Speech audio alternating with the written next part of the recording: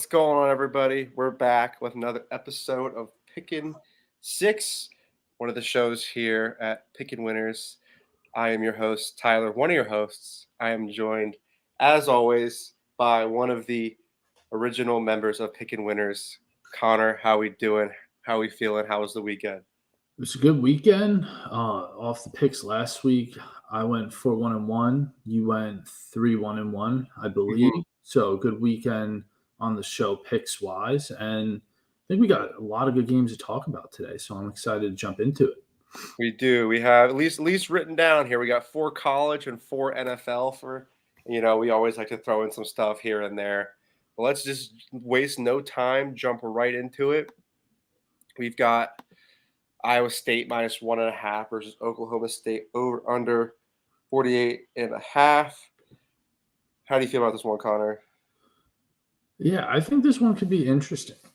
Hunter Deckers and Iowa State had kind of been awakening as far as offense is concerned last week against West Virginia.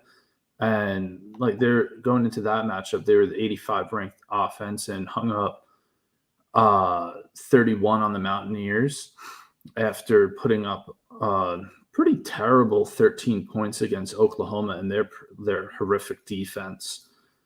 And kind of one thing that jumps out to me here, Oklahoma's defense is bad, and Iowa State did struggle to put up points against them, but Oklahoma State's defense is worse. They have far too many problems now. Spencer Sanders didn't play last week, and their kind of hot start had them overrated while playing a weak schedule. And based off a little bit of the success of last year's team, they didn't really deserve of a top 25 ranking. So I see Iowa State pulling this one out. I don't think they should have that much of a problem. Based on the spread and just otherwise, Big 12 matchup, it'll be close, but I like Iowa State to cover here. Yeah, I forgot about they suffered a couple of injuries. You said Oklahoma State, right? Yeah. They just kind of fallen apart a little bit. Yeah, for the first couple of weeks of this season, I was riding Oklahoma State. I was on that. Made out nice and good with them covering, winning straight up here and there. But now it's I guess we've talked about this. There's just times where teams can go on a stretch where they're playing most likely way better than they truly are, but unfortunately that can't be sustained. If you're a great team and you play great, that's one thing. But if you're a good team playing great, how long can you truly do that? You know what I mean? And so, Yeah. What's tough for me here is Iowa State's 4-5, 4-5 against the spread on the season, 2-1 away, 2-3 as the favorite. Oklahoma State 5-4 against the spread, 3-2 at home, 3-2 as the underdog. In these last 5 matchups, Oklahoma State is 3-2 straight up in the last 5, and looks like Oklahoma State is 2-3 against the spread in the last couple. So it's tough. I thought this would be interesting to see where we kind of this could see if this will tell us if Oklahoma State can bring it back. I think they still are ranked. Maybe not. No, next they're not. So we'll see. I mean, I'm going to probably lean to Iowa State here. We may see how the game turns out. Maybe take a look at the total on the live side of things in the in-game betting opportunity, as John Ryan likes to do. So I like that there. But yeah, I would lean Iowa State in this one. Yeah, I like it. Moving right along, we'll stay Big 12. Let's stay Big 12. We got Texas -7 against TCU. Am I missing something, Connor, as to why this is what it is? Yeah, I think I'm going to jump into it a little bit here, but I think Texas is kind of, I don't want to say turn things around, but I think it more we've talked about it previously, both this season and last season, kind of the recency bias, Texas is getting hot. I think a lot of people are not overvaluing TCU, but kind of like TCU, you don't think of as like the premier football program, like Mm-mm. not just in the country, but like in the Big 12 specifically. So Yeah. I think it's more of a historic bias plus Texas, which once was a phenomenal football program, starting to get the ship turned in the right direction.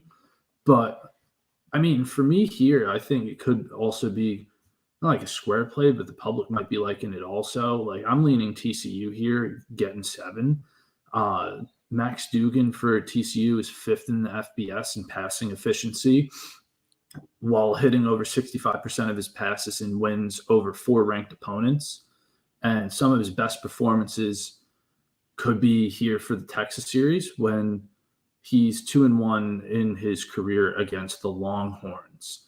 Now, 3 of his receivers have 4 or more touchdown catches on the season, and 4 of them average over 15 yards per catch. So this kind of speaks to the ability of the offense to have some big plays and keep the ball pushing down the field, be able to put up points. Now, the Longhorns' Quinn Ewers has been a little bit less efficient and has about like around a 50% completion percentage against ranked opponents on the season. And over his last 3 in those scenarios against ranked opponents, he's only completed fewer than 20 passes in those games. I kind of see this as all right. The line's kind of buying high on Texas. I think TCU has played like arguably a better schedule in my opinion, and I think they're based on like we talked about it a little bit last week. I think I may have been the one to bring it up, but they need to pretty much win out if they want a shot at the playoff. Yeah, Uh, there's no choice but to go undefeated, unfortunately. yeah, and getting a win over ranked Texas would be a really good step in the right direction. So I think like all those things considered, the offense rolling, the efficiency of their QB under center, I think they'll cover that 7 points. Yeah, I think I think that 7 is asking a lot of the Longhorns here. Um, I'm not here to whether I mean, if you look, I just think it's very interesting that TCU, as the number 4 ranked team in the country, is a 7-point underdog, to a conference opponent. Now that's obviously in the college football playoff poll. This is in Austin, Texas, so that should be fun. Um, TCU 7-1-1 ATS on the season, 3-0-1 away, 1-0 as a dog. Texas, the Longhorns 6-3 ATS on the season, 4-1 at home, 5-3 is the favorite. Now, I mean, obviously, like they say that Texas Stadium is no joke down in Austin, without a doubt. But I just think that like you're right. That I think the Horned Frogs overall been playing better ball, and they I think are playing for a lot more right now than the Longhorns are. I think the Longhorns are just not that they're in at risk for not being bowl eligible, but that's about as best as they could do at this point is to just get into a good, you know what I mean, to get into a good bowl game. Um, so it's a matter, you said TCU. There's no doubt in my mind that they, unfortunately, because of the position that they're in, are gonna have to go undefeated and win the Big 12 to make the playoff. It's I'm not. I mean, obviously, as an SEC fan, but the SEC has earned the bias that they kind of get when it comes to the playoff. Luckily, we won't be seeing Alabama there, but we'll get to talk about that. But yeah, I'm right there with you, man. I like TCU plus the points, and I'm not sure how to feel about the over under. Something tells me there's not going to be a lot of defense played, but I feel like you might be able to get a better. If you want the over, you might be able to get a better one in the in-game betting. I don't know how you feel about that, but Yeah, I think that's definitely a good opportunity to explore as the game kicks off. I guess just to add, like my only concern, like top whiteout for the Horned Frogs, Quentin Johnson missed a good chunk of last week's game with an ankle injury, and they put up season lows in points and passing yards last week. So, provided he could come back, or at least like the rest of the receiver room can kind of like make up for the production, I think they should be in a pretty good spot here. Yeah, luckily for us, luckily for us, we're not asking TCU to win. We're just asking them to cover. I don't care if TCU makes it to the playoff.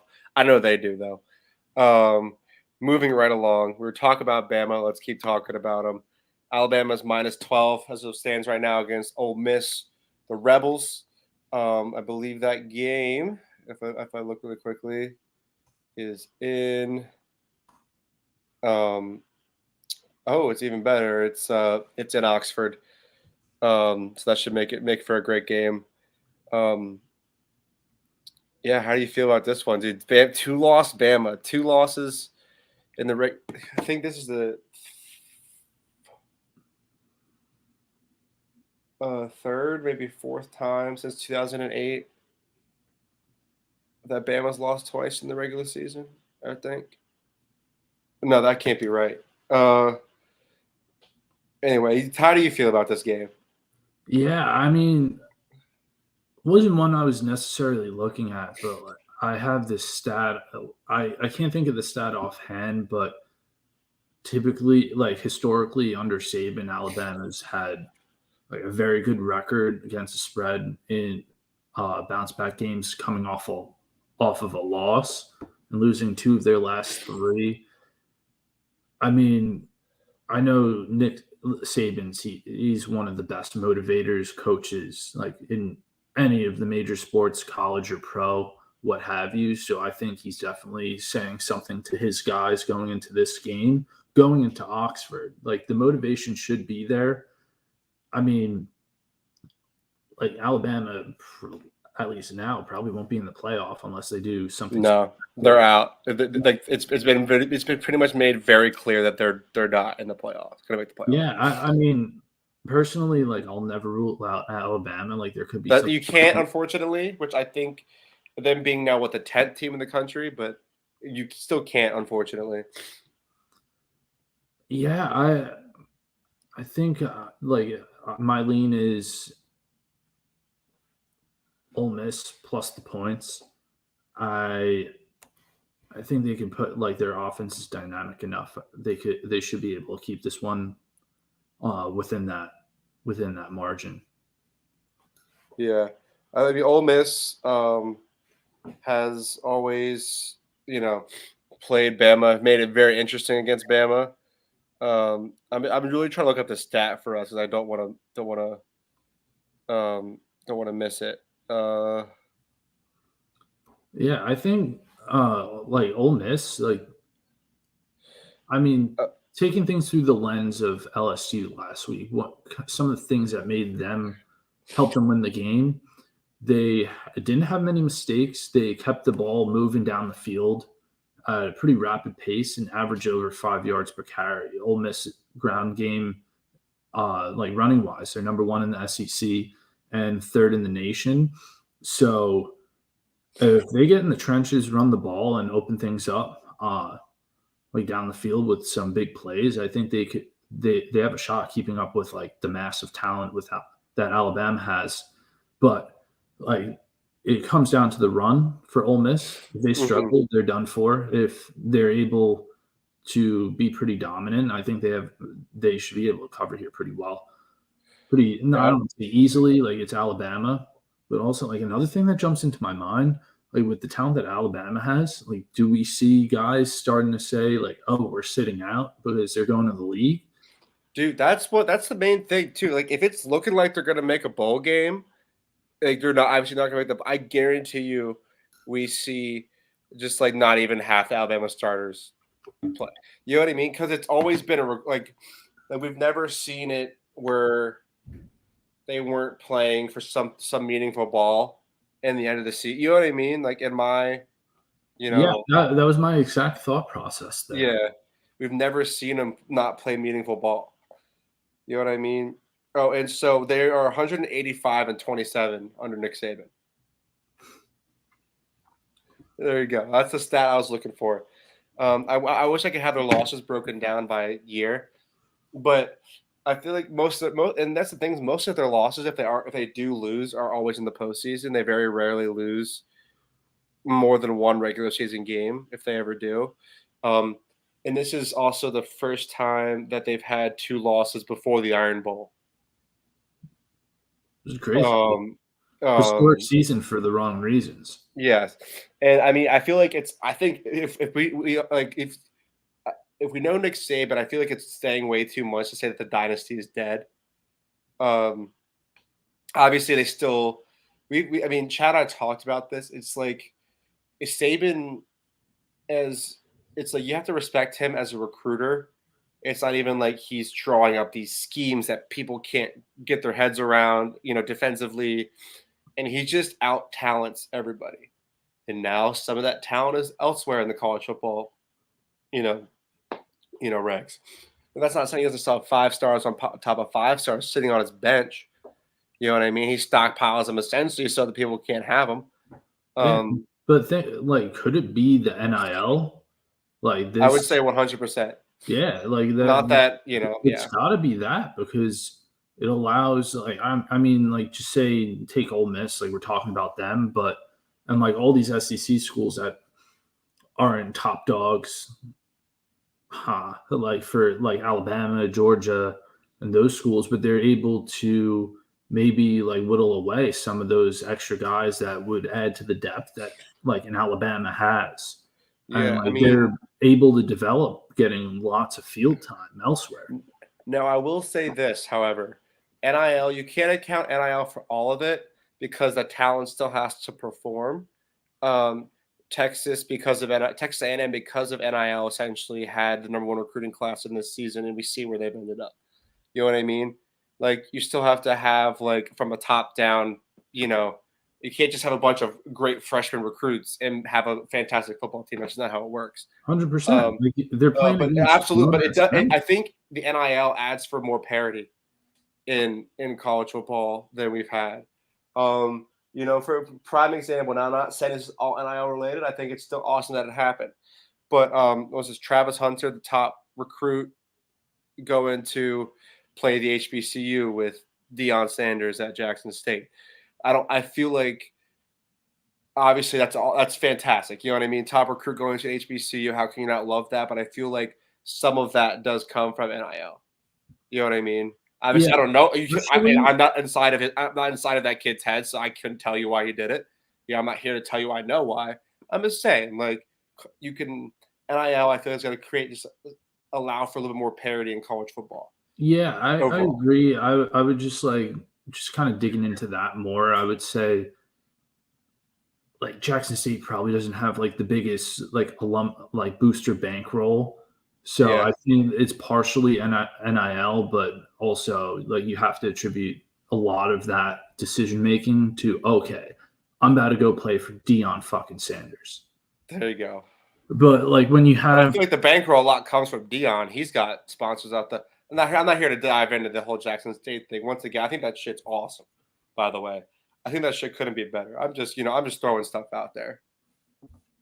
yeah, no, like I think it's definitely possible. It speaks to I think it's better because it's leveling the playing field. We're not like this season. I think we're going to see some different teams in the playoff than like the typical crew we have in past years. Like possibly a TCU. Now they've been in the Big 12, but they're actually a contender, like for NIL or not, like being the reason. Like it definitely makes things interesting, like across both football, like we're talking about, but basketball as well. Make it like the shakeup makes things considerably more interesting. It's honestly great. I would love to see, a team that we haven't seen before, in the playoff and making a run. I think that's awesome. I think that only only makes the sport better. You know what I mean? Like, other colleges getting their shot. You know what I mean? But let's talk about this last game, and then we were on the topic of playoff, and we're pretty deep into the season, so I kind of want to talk about that a little bit right after this game right here. We have LSU -3 against Arkansas over under 63 points.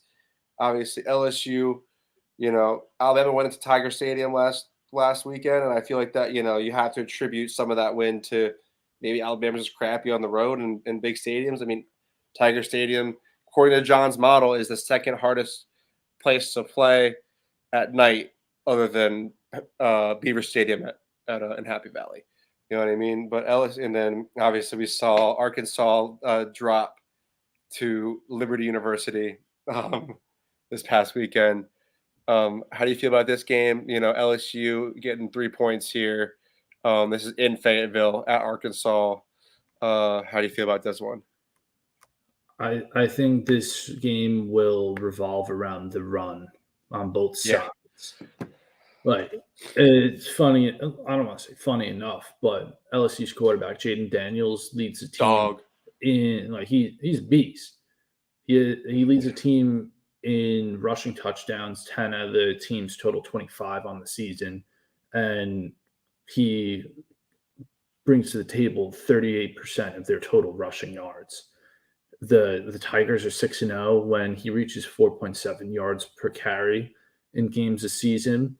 Now, the Hogs also, they're a great running team in their own right. They're 10th in the nation in rushing production, second in the SEC behind Ole Miss.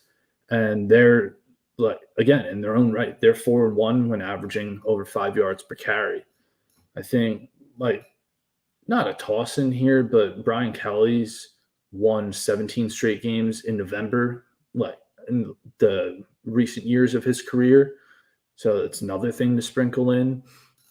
I think LSU just has a quarterback and the depth and talent of their receivers that will test the deep portion of the field, open up lanes in the Razorback secondary, which is a unit that ranks second to last in the SEC, ahead of Vanderbilt in terms of how well they defend that area in the field. And they're just one of two teams in the conference to surrender over 300 passing yards per game on average. So I think those factors coming in will allow LSU. I think this could be a dogfight. Ground game could be crazy, but I won't touch the over because of both teams' tendencies to run the ball. But I think Arkansas's bad defense will allow LSU to make a lot of run the ball and then open up the field and have some big plays to their talented receiver core. LSU is going to cover here. Yeah, I think that. Call it recency bias, but how could you not take LSU? I hope it's not what Vegas is wanting us to do, but it's just Jaden Daniels is something to be aware of. You know what I mean? On the first possession of overtime, he tucks it and runs it 25 yards for kid's fast. He's athletic. He's a good decision maker. And LSU's not a bad team. You know what I mean? I thought they got off to a rough start. They definitely should not have lost to Florida State. And I feel like if you give them Tennessee again and they don't muff the opening kickoff, then I feel like we're talking about possibly a different season for the Tigers. Looks like they're probably going to finish as the number one team in the West, which should make things very interesting come SEC championship time. But yeah, and there's not much for me here other than go Tigers and give me LSU and the points. Now that we were alluding to the playoff, and I kind of want to talk about it with you a little bit before we get into our NFL slate. The top teams in the playoff are, if I remember my memory, I'm gonna look it up in the meantime, is Georgia, Ohio State, Michigan, TCU, right? Correct. So obviously after this week, Michigan plays Nebraska this weekend, and I forget who Ohio State plays, but weekend after, Ohio State and Michigan have to play each other. So it's going to come down to, I think that means that somebody's going to get booted. That's going to switch that playoff picture up again. How do you feel? How do you think this playoff shakes out? Do we see possibly Tennessee make that resurgence back into the playoff? What do you think here? Obviously, as long as Georgia wins out in the SEC East, Tennessee's not making the SEC championship. Yeah, I think it's a lot of asterisks going forward as far as if this happens and this team won't make it and all that fun stuff, which certainly makes things interesting and adds to the intrigue going into these games where the outcome of a game next week could significantly impact how things eventually shake out. Mm-hmm. I mean, I think compared to the SEC and I think the Big 12, I think Michigan will probably like for them to make it. I think they probably have to win out. I Or think both of them do. Well, yeah, I Ohio think State gets a little bit of love, but they you're get right about love. Michigan. Yeah, but like if Michigan loses to Ohio State, like I think like that might bounce them just because of how good like Georgia's top dog, one loss Georgia. Like if that happens, they're still making it. They're dominant. They're the defending champs, and like Tennessee, they're right there.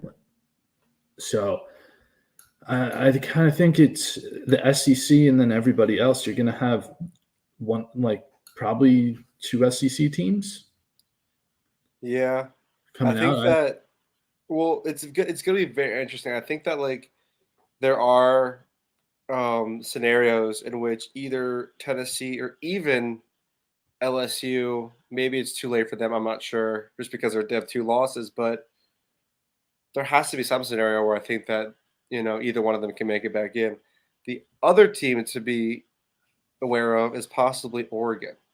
Now, their only loss is to the defending national champs. That's us, right? And since that game, they've only been playing well. You know what I mean? With Bo Nix at quarterback. It's Pac-12 competition, but still, like they've looked good and have been playing well. So I think and then USC as well. You know what I mean? I feel like those top 8 teams, those 5 through 8 could make it very interesting. I don't know. Maybe I'm giving them too much credit. Maybe not enough. I don't I know. What do you think think? for Oregon here, I mean, Pac-12 like it's a good football conference, but not like the other ones we've been kind of harping on so far in this show. But I think Oregon's one loss being to Georgia, they got just walked over from start to finish in that one. But them like already having a win against UCLA, who's currently ranked ninth, that's big for them. And that was a 15-point victory. So like they have a shot. I'm not saying they don't, but like if they take a loss, they're done. I don't personally wouldn't buy UCLA jumping into the mix. I mean, that's actually like now I'm looking at it more. We got Oregon ranked sixth, USC eighth, That's what I UCLA. mean. That 5 through 8 is very interesting. Yo, that's crazy. Like I didn't even realize that. So Pac-12 better than I actually thought it was when I said not as good of a conference like 30 seconds ago. But yeah, like but I think this like that just kind of goes to my point earlier. Like there's going to be a lot of implications of these games kind of coming down the stretch. Like okay, we may have a Pac-12 team slipping in for like if It's there's very like possible. yeah, It's it's very possible. If possible. there's like if TCU loses, they're probably out. Michigan, they lose, then they're probably done. So then what? We're looking at Georgia, Ohio State, and then maybe like potentially Tennessee if they don't lose a second game. Here's But here's what here's what I think possibly could happen. If Georgia, I don't know, this might be saying too much. If we don't win the SEC championship, which we have to obviously keep winning, and if we make it, I think that as long as things hold out, I think it's going to be LSU.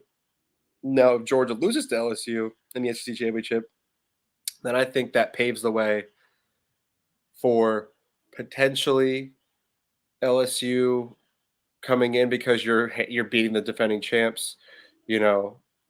However, I think that if Georgia goes undefeated, I could see and then say, obviously Ohio State, Michigan have to play in 2 weeks. However, that shakes out. I think you know, say Ohio State beats Michigan and they went out. Obviously, they're in. Then I could see if TCU takes a loss. Obviously, I don't think their strength of schedule just helps them out going down the stretch. I could see it right now, and I'm going to take maybe a bold prediction um, of possibly Georgia 1, Ohio State 2, Tennessee 3, and Oregon 4. Because Oregon, if TCU loses a game, now if TCU wins out, they're in, right? This yeah, is if TCU loses. Now, Oregon, if they win out, their only loss on the season is to Georgia. So that's a way better loss than I think anybody else can say. I mean, obviously, Tennessee and Tennessee has that same loss, but you can get them both in.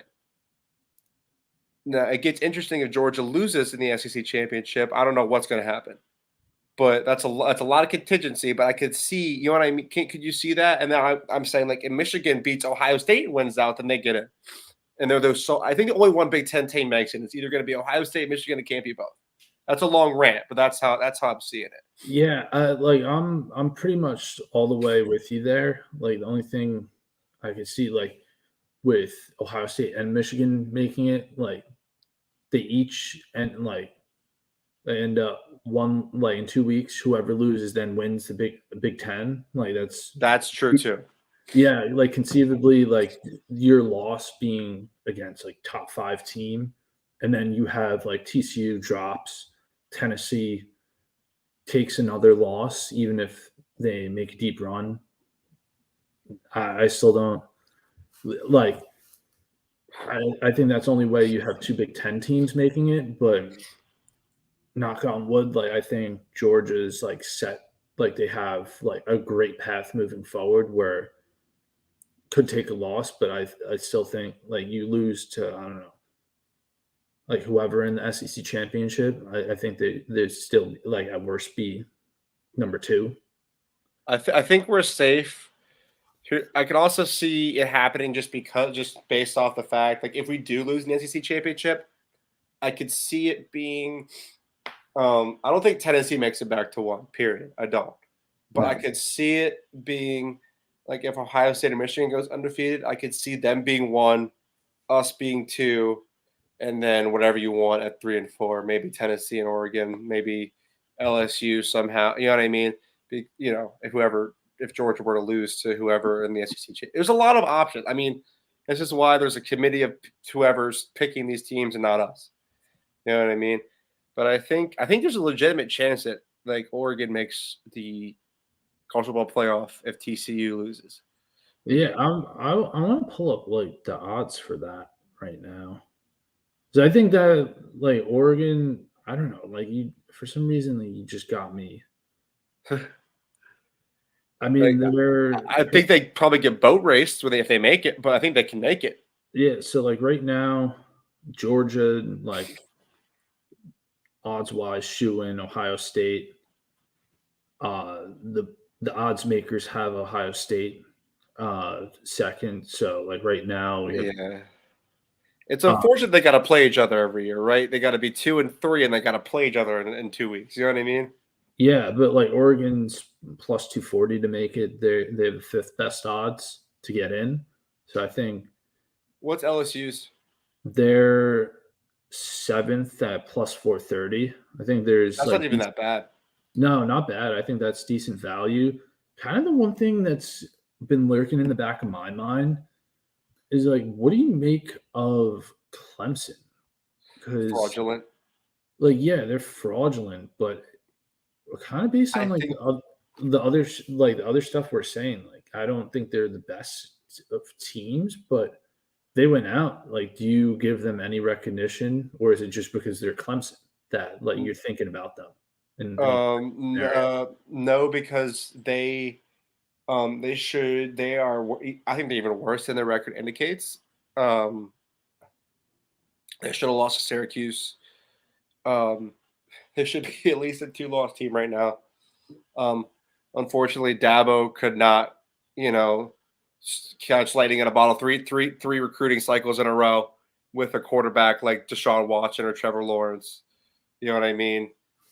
It's unfortunate, but you can only get 2 generational quarterbacks in a row every now and then. You know what I mean? Yeah. Unfortunately, they just happen to have eventually fantastic, just obviously fantastic teams. You know what I mean?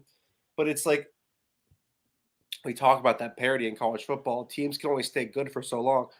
Like, I don't know how long Georgia's going to be good for, but I'm going to just enjoy it while it's happening. You know what I mean? We could turn around. We could just, you know what I mean? Anything can happen. I would say that you go from the consistency of having Stetson Bennett for like his time, like what, last 2.5 seasons or whatever it is. And then 2 seasons. it's yeah, like it's big. It's a question mark. Like moving forward, what Yeah. who's I under just center? like I mean, the talent like around like on both sides of the trenches on the lines, and like you're gonna have like Georgia powerful running backs, so you're gonna have that. But it, on the yeah, center it's is really what's gonna matter, like the poise down the stretch of games. So it yeah, definitely would be interesting. Yeah, I don't it's think Georgia's funny. gonna fall off, but Yeah. It's funny for us too, because like Stetson Bennett being the one that we won the national championship with. Now, obviously, a lot of the credit goes towards our defense, but Georgia's had quarterbacks, like at least in my lifetime, of Matt Stafford, Aaron Murray, Jake Fromm. We even had Justin Fields on our bench for a little bit, Jacob Eason, a couple other guys who like everybody thought that we had Matthew Stafford and AJ Green, how can you not win a national championship type stuff? You know what I mean? But all it takes is Stetson Bennett to walk right in. He went to Georgia and then transferred to a JUCO, played for a little bit, came back. The whole thing. Been playing a lot of college ball in his life. You know what I mean? So we got the one with him, and we'll see if we can make it two. Unfortunately for him, I don't think he has an NFL career ahead of him. I think that he knows that, and I think all of us kind of know that. I'm sure he'll try, but I think all in all, it's not there in the cards for him. So he's just got to do what he can for the Dogs this season. But yeah, I think that there's a lot of scenarios for this college football playoff that even you and I haven't even said yet. You know what I mean? But yeah, I think that Clemson's out of it. I think that they, they could get a better. I don't know what they need honestly, but they're out of it for this season, but they're not out of it for the rest of time. You know what I mean? They're still good. because they got Dabo for what, like 7 or 8 years left on that massive deal. Yeah, they signed him for what, 10, right? Yeah, After so they got him for as long as they pretty much. I mean, hey, no buyout is safe these days. You know what I mean? Auburn no was willing buyout's to. safe, but I think based on like his success, it's his job till he doesn't want it, unless they have like a 3 year stretch where they're dog water. Yeah, 100%. Because like it's like he's like he at least earned the crazy buyout. He brought them two national championships. Or is that one, two? I Why think am I too. blanking? Two? Yeah, two national championships. So how could you, and a couple of playoff appearances? The only decent team in the ACC. So he's done a lot with that program. But I'm glad we got to talk about the playoff. I'm just telling everybody I would not, unfortunately, sleep on Oregon, LSU, or Oregon and LSU are like my two dark horses to potentially make the playoff in one way or another. But yeah, let's just jump right into the NFL if you're ready, and I will Do it. happily let you talk about your boys in blue off the jump. Giants -5 against the Texans, over under 440.5. I think this line was as high as 6.5, but I like that doesn't really bother me. Like the Giant, like okay, the Texans covered against the undefeated Eagles last Thursday. Cool. Personally I saw that coming, um, but I think I few things here for me. Texans have their defense is or like their offense is worse in the league. They average 16.6 points per game. Like Giants can certainly take advantage of the scoring woes. I'm like slightly concerned that I'm feeling the Giants as much as I am. Like you kind of know by now. Like I'm much more reserved and siding with the Giants betting wise Mm-hmm. in any position. Like biggest concern here, like Damian Pierce for the Texans, he could go off. Like the Giants allow 5.4 yards per carry on the season.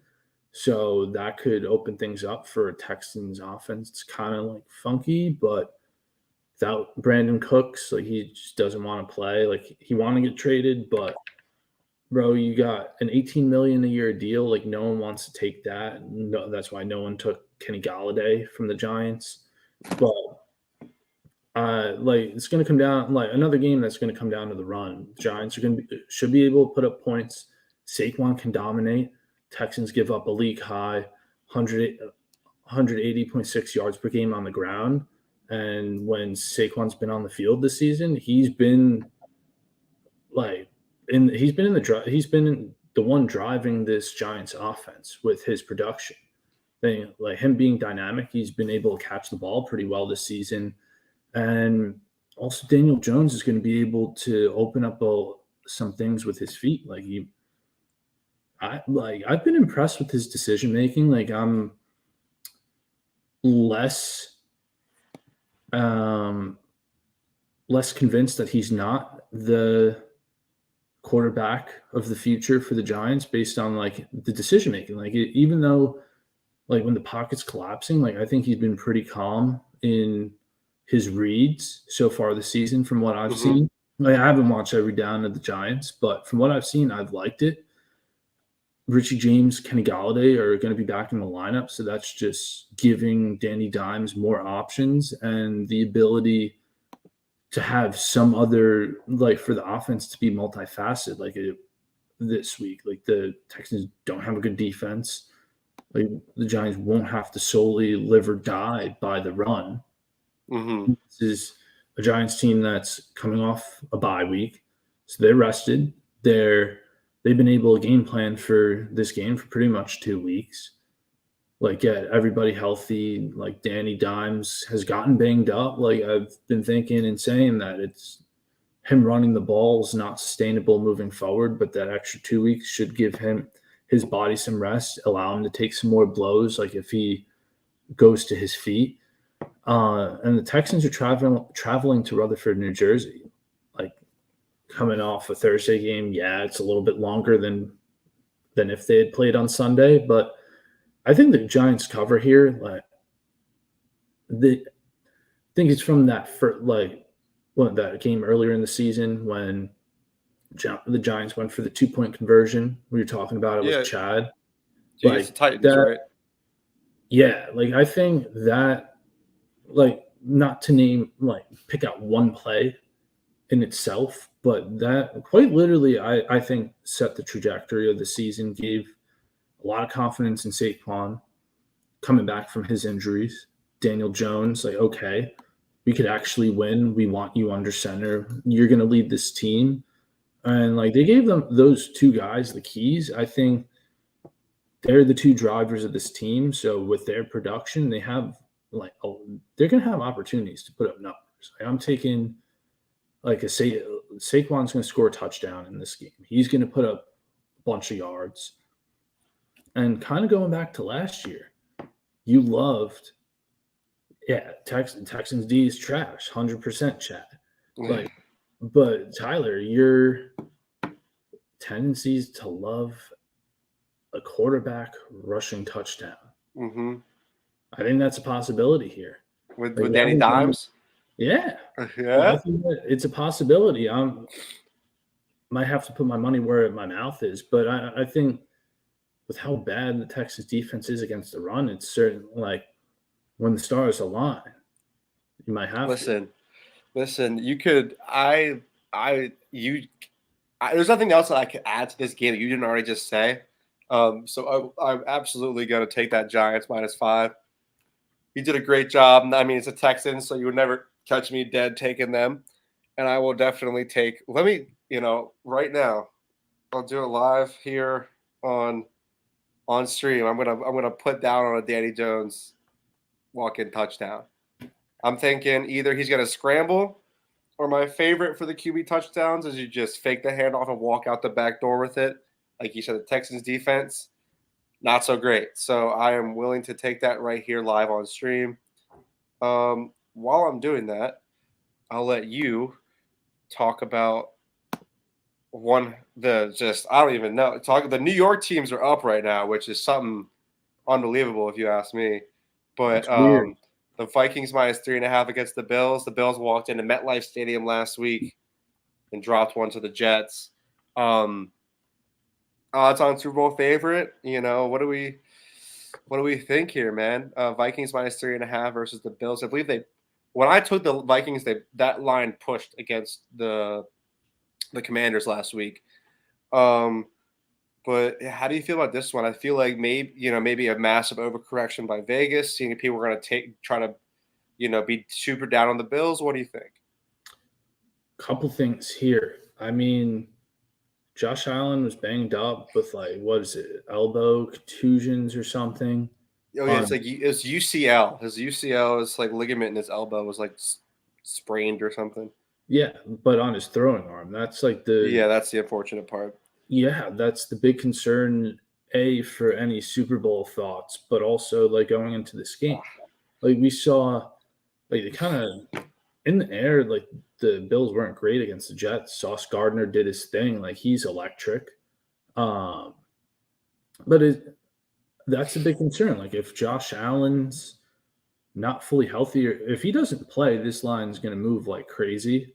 100%. Do you think we jump in on this line now? Like, what do you think? What do you think the play is here? Yeah. So like my lean is that I feel like he'll play. I just in each. So Minnesota, they failed to cover in each of their last 4 games as underdogs. So can we expect them to do it this week? The Bills are definitely going to have a fire lit under their ass. They're coming off a loss to the Jets.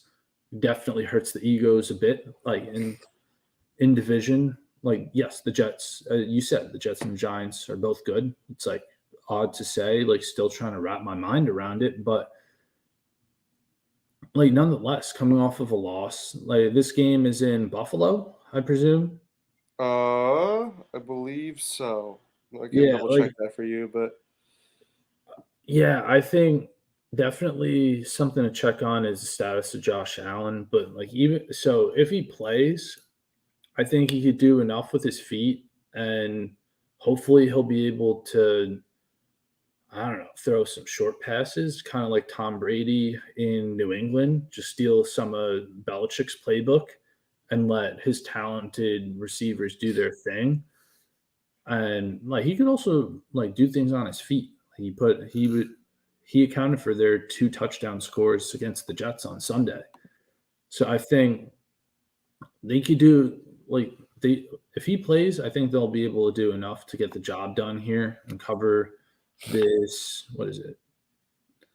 Yeah, if he has to have surgery like that, that's a no-go. But I think it could be worth. He thinks they're being weird about like this. I know that today he didn't practice. I think they're planning to make him a limited participant tomorrow. I mean, I'll say this. Josh Allen has a lot of grit and determination. He knows what they have in front of them.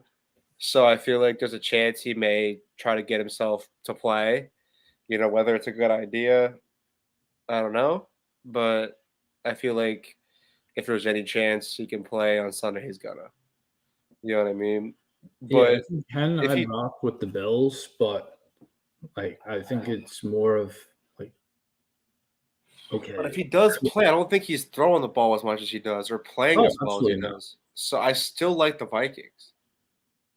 Like maybe I think they're taking some Vegas bait, but like I just think that they're going to lean heavier on the run game, and it takes the large part of their offense is what Josh Allen can do. You know what I mean? Yeah. I mean, it sounds like you're buying into Kirk Thuggins, but yeah, Kirk. Well, I like the addition of TJ Hawkinson, man. They can spread that ball around even more. You got TJ, you got Justin Jefferson, you got Adam Thielen, and then you got Dalvin Cook in the backfield. Like they got a good team, so that can't be discounted. You know what I mean? So the Josh Allen factor is massive, but the Vikings are good on their own right. Madison's like a pretty solid RB2. But even though he doesn't get the shine, like when Dalvin Cook was injured last year, he played pretty damn well. Mm. Yeah, and like got Jalen Reagor, who was taken. Eagles took him like right before Justin Jefferson in that draft. We won't even get into that. Oh my god. Yeah, but yeah, I don't know. It could be interesting. I don't think Minnesota is as good as that 7-1 record, but here they are, first in the NFC North. It's interesting. Yeah, Yeah, definitely man. something to think about. This game, like whether you buy into the line where it is now or kind of wait to see how things shake out. I don't know. Interesting play. We got Yeah. Speaking of the NFC, we got the Cowboys -5 against Mr. Aaron Rodgers and the Packers over under 43. I mean, I don't, it's just, it's kind of like you're thinking that the Packers can turn around because it's Aaron Rodgers every single week. They're now 3-6. Some books you can get Dallas -4.5. I'm heavy on the Cowboys here. Um, just their defense is solid. Like, listen, if the Detroit defense was able to get 3 picks off of Aaron Rodgers, like one of the worst defenses in the league, I without a doubt in my mind, the Cowboys are going to be in his kitchen. They're going to have the Cowboys offense, excuse me, the Green Bay offense just at a standstill. I can see the Cowboys just absolutely running away with this. I just don't see the Packers getting it together anytime soon, unfortunately. yeah, it's kind of a similar scenario where we're seeing eye to eye on how things are going to shake out, like our thoughts on these games. Like I'm with you. Where's this game being played? Is it in It's Jerry's in World? Lambeau. It's Lambeau. it's at Lambeau. It's a 4:30 game at Lambeau. Yeah, that can make things interesting. Like the weather, like has gotten considerably colder, so that may make things a little bit more interesting. But yeah, I think Aaron Rodgers struggles against the god awful Lions defense, who had like pretty much every team this season putting up 30 against him. Like it's concerning. It's kind of sad. Like Aaron Rodgers, Tom Brady hasn't looked his best. So it's like, are these guys in the twilight of their careers? Like we've watched them for as long as we watch football. Like Yeah, most of our I don't lives, wanna, really. I don't want to write him off. Maybe like that's like the thing that like really turns them around. But I think it's weird that the Packers really haven't relied on their running backs. Like AJ Dillon was balling last year. Like it felt like he would like Aaron Jones would get them into the red zone, and then AJ Dillon would just punch it in pretty much week by week. And Yeah. like, I haven't seen that. Like his Dillon's production has been down. Aaron Jones, like I haven't been looking for him. Lack of weapons. Devontae Adams is like evidently been missed in Green Bay. Like Aaron Rodgers hasn't looked like himself, for maybe it's the ayahuasca or whatever he tripped on. Who knows? I think the Cowboys going to give him enough, like Micah Parsons. That whole squad's going to give him issues. He Like loves cold weather, baby. He's Pennsylvania, baby. He's yeah, Penn State. He'll be ready. Yeah. yeah, they'll be It's ready. They got a it's game plan. unfortunate that Aaron Rodgers is having all this happen. But I mean, when you talk about, you see, I think if we're before we move on, think I take the Cowboys and the points here. I think you do too. But talking about like guys like Aaron Rodgers and Tom Brady, if like I mean, from you like from they're like the last two guys from like that are still around from you and I growing up. You and I are like roughly this, like a year apart in age. They're like the last two guys that are around. You know what I mean? Like the Ben Roethlisbergers are gone. Peyton, Eli, Drew Brees. You know, Hey, put some respect on Phil Rivers' name. Philip Rivers too. I was gonna say, guys like that. You know what I mean? Like we were around to remember when Brett Favre was gone and Aaron Rodgers came in. You know what I mean? We were just old enough to remember that. You know what I mean? But like that era of quarterbacks, unfortunately, Joe Flacco is in the end stages. He's just Jets backup. I'm trying to think of who else comes to Matt mind Ryan offhand. got benched. Yeah, Matt Ryan. Um, Russell Wilson was like, came around as we were getting older. Um, but like it's tough to see. You know what I mean? These guys eventually grow up. You got these are the last two guys from our childhood really that are still playing. Um, so it's unfortunate like what this is probably doing for their legacy. Obviously, their records and what their accomplishments will never change. but it's almost like it's their lasting public perception, which is gonna be tough for them. You know what I mean? No, totally. They're hanging on. Yeah. And Tom it's like, Brady needs to keep making a bag because a lot of supposedly a lot of him and Giselle's fortune was wrapped up in the FTX exchange that kind of went down the tubes when they got bought out by Binance. I think today or yesterday. yeah, what's even crazier thing about that she's making more money than him, but that's neither here nor there. That's been the Um, case though. yeah, the kids, Ain't it's just, nothing new. and it's unfortunate too, where like something as horrible as like a divorce has to be aired out for everybody to see. You know what I mean? It's like, but like I listened to a couple of podcasts. If you and I, right, we had the career and the everything that Tom Brady had, right? And your wife is saying, "Hey, it's time to be a dad," and the whole thing, to be a husband, the whole thing. Like, you gotta. I feel like you just gotta hang it up. You know what I mean? Like, nobody's going to accomplish what you're accomplished. Like, his accomplishments are safe I think for at least for a long time, not going to be overcome just because of the longevity of his career. So I just feel like I think this might be a little, but I think he almost made the wrong decision to keep playing. Yeah, but there's like two sides of the coin here. Like, yeah, like you have the family, but there's also like, what do you do? Like, what is an athlete going to do? They devoted so much time in their life to playing football, playing basketball, baseball, whatever. Coach, train people to play the same sport you love, or And most of them it's just not the buy same. restaurants. You know what I mean? Most of them just buy a bunch of restaurants and make a bag off that. Yeah, but like for Tom Brady, like he's still able to compete. Like they're putting good enough teams around him, like enough talent. Like, yeah, that super team down there when everybody's healthy. And he still got the drive. So like if you could go get like 100,000 passing yards regular in postseason, why not go and try to get, like, he's been to 10 Super Bowls? Like, go get 10 rings. Like, if you can, why not? Like, Yeah. I don't know. I feel like there comes a point, but that's just me. You're right. There's many different ways to look at that. I know, and I know we had to get serious. Everybody that watches our shows for the picks, I know we had to get a little serious there, but it is, it's the reality of the situation. You know what I mean? These football players are humans too. You know what I mean? yeah, everybody's human. Like, the drive is going to be there till it's not. Absolutely. Maybe going too long. But let's get into this last one. Yeah, this last one right here, 49ers -7 against the Chargers, over under 45.5. Do you think this line's too steep, or do you think it's right where it should be? I think it's right. I mean, personally, like, I would like it at like 5.5, 6. Yeah, But I think you could see it come down a little bit.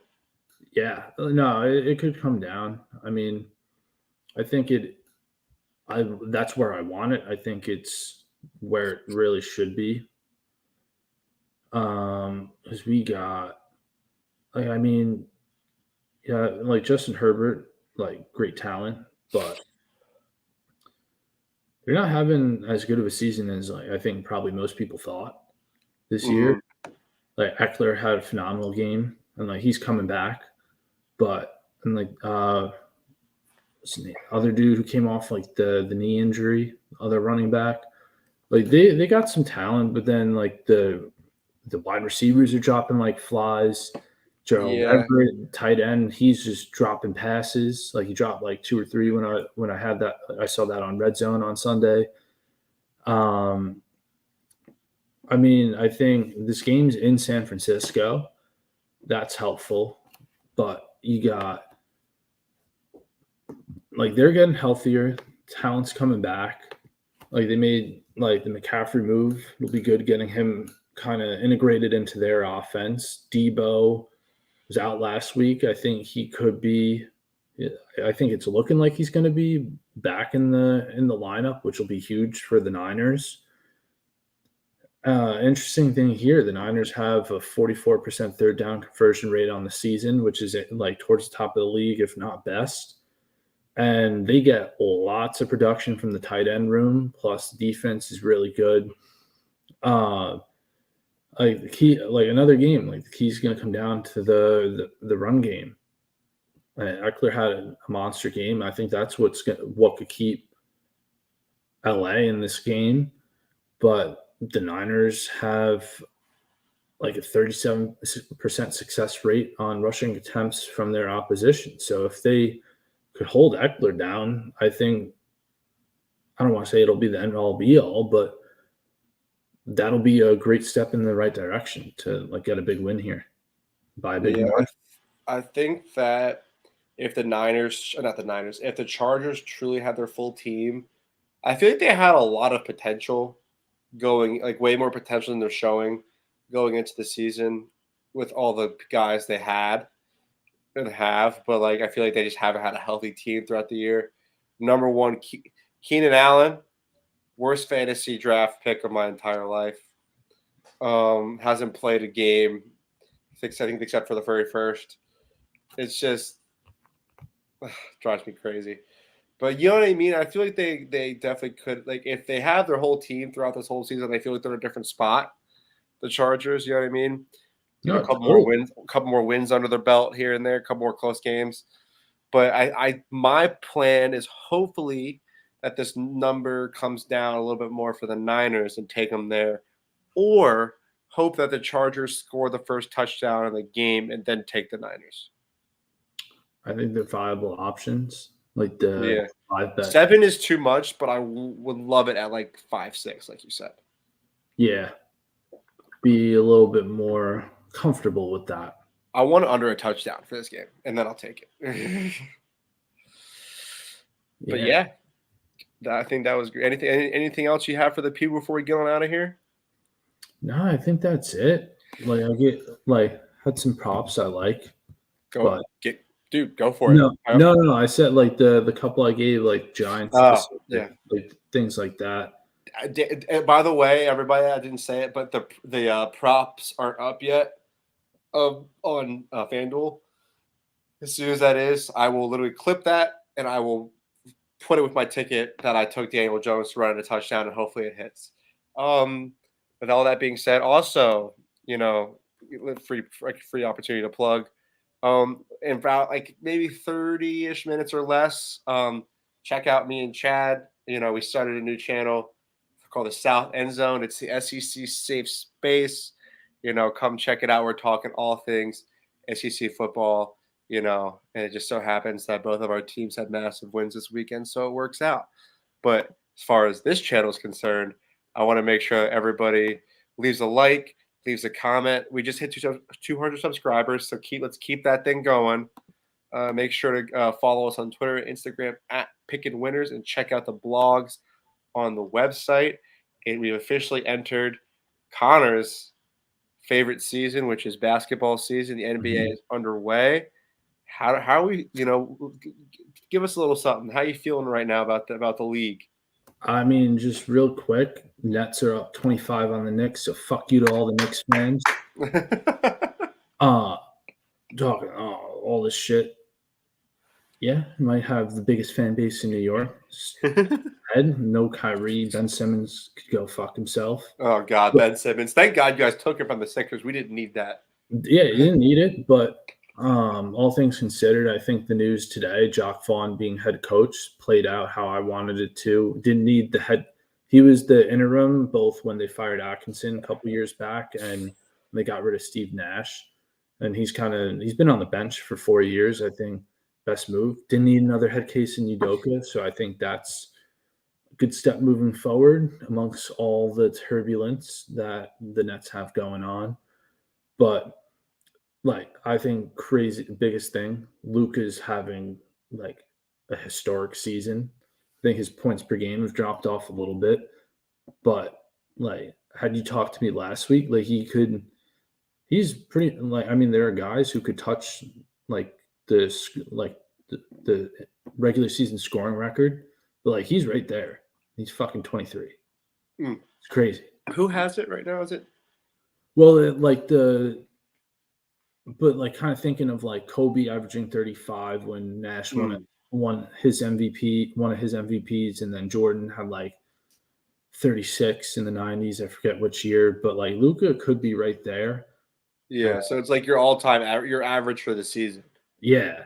Yeah, he Yeah. could be right there. He's doing crazy stuff. Like I just didn't know if it was like a pure number, like yeah, in I the can't season. remember what it is offhand. I mean, Wilt probably has that record, but Yeah, like in relative recent years, like 3 decades, like it's yeah, exciting. Like things are interesting. Got the Jazz and like at the top of the yeah, West. bro. Like shit's weird. Cavs are And then good. then Like we had one of my favorite times at this time of the season too. It's where all the really horrible college basketball, like lopsided college basketball matchups are on, and it's like like a bunch of like massive underdogs just beat like actual like Power Five teams in the past couple yeah, days. yeah. Louisville lost to D2 school. They got to get To a relegated. D2 school, like a Yeah, legit D2 school. yeah. Was that an exhibition though, or is that like a real I don't care. Like listen, the relegate. Misericordia Cougars almost beat the Lehigh Valley, not the Lehigh, almost beat Lehigh one year, but that was also an exhibition. So, that's very interesting. Yeah, I'm excited. Like once, like kind of this week passes, like once we get to Thanksgiving, things will ramp up with all those tournaments, and we'll get back into Super Tuesdays. My fantastic time to watch basketball. But Yeah, yeah, it's exciting. Got a lot football season into gear, basketball coming around. Hockey's weird right now. Rangers were yeah, looking crazy. Now they suck. The Bruins are suddenly good again. Best start in franchise history. Like it's yeah.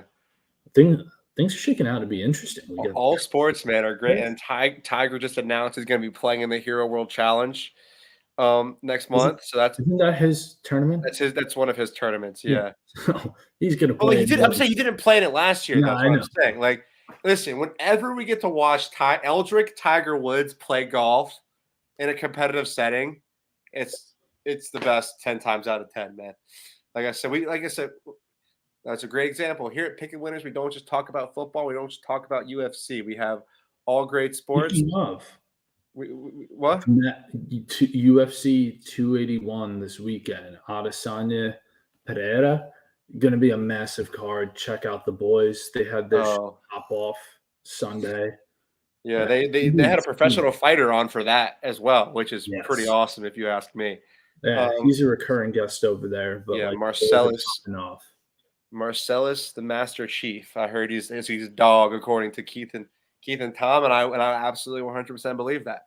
Um, but yeah, make sure to show love to everybody here. All of our socials are in the description during every episode.